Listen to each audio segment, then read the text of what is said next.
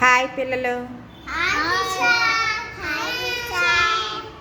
మనం ఇప్పుడు రాళ్ళు చిన్న రాయి నుంచి పెద్ద రాయి వరకు పేర్చుదాం. అలాగే చిన్న నెంబర్ నుంచి పెద్ద నెంబర్ వరకు పెడదాం.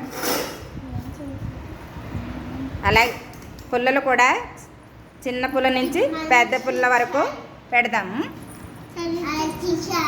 చిన్న నుంచి పెద్ద వరకు పెట్టడాన్ని ఆరోహణ క్రమం అంటారు. ఏమంటారు?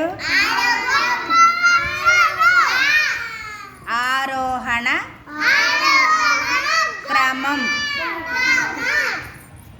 అలాగే పెద్ద నుంచి చిన్న వరకు పెట్టడాన్ని అవరోహణ క్రమం అంటారు. ఏమంటారు? అవరోహణ